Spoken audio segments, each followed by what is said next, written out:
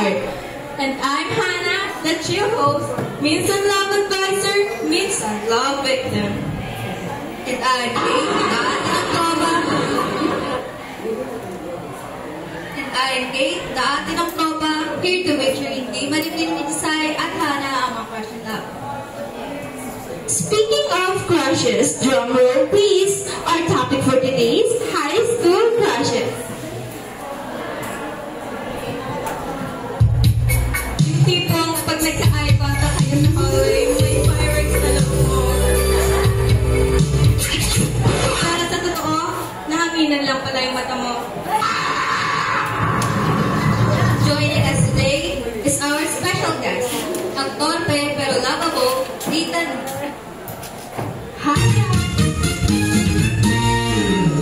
Hi guys! Thanks for inviting me!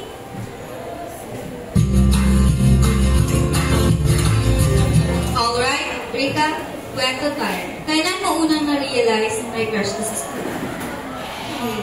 Grade 10 yata. Hindi ko siya sa kantin. Tapos,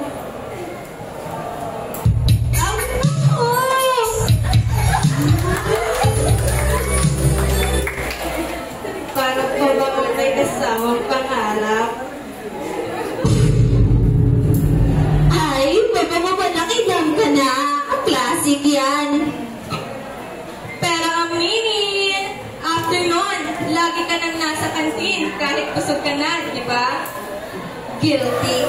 Sabi ko sa friends ko, let's eat kahit kakakain lang namin. That's what we call academic dedication to love.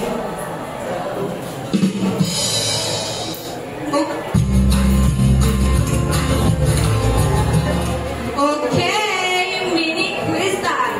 Rika, sagutin mo ng totoo ha. Number 1, nag-aayos ka ba lalo pag alam mo may chance na makita mo siya? Of course! Lip tint? Check! Hair? Check!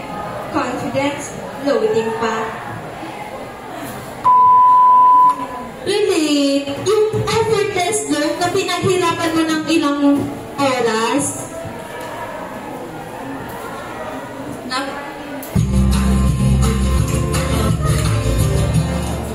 Number 2, napapanik ka ba pag bigla kang kinausap? Yes! Last time tinanong lang niya, may ballpen ka? Tapos parang nag-freeze ako.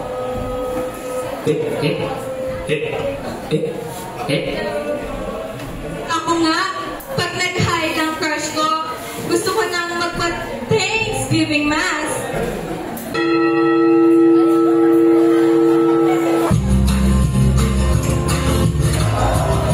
Okay, Rika, spill the tea. Anong pinaka-embarrassing moment mo with your crush? Ito na yun. PE class. Naglalaro kami ng badminton. Tapos akala ko, nasa likod ko siya. Sumigaw ako na, para sa'yo to! Eh, teacher pala yung nasa likod.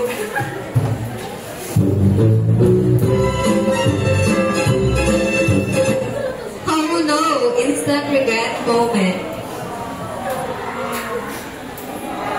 At least, may dedication ka, girl. For you, sir. That's what we call effort but wrong but still iconic.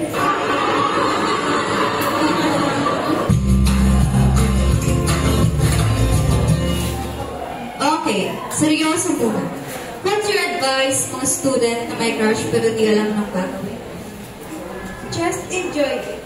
Don't pressure yourself. Crush lang yan. Hindi tasty. Tama!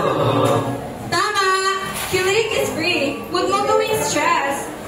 And remember, huwag puro crush. Mag-aral din ha. Baka crush mo lang pumasa. Love can wait, pero deadlines can't.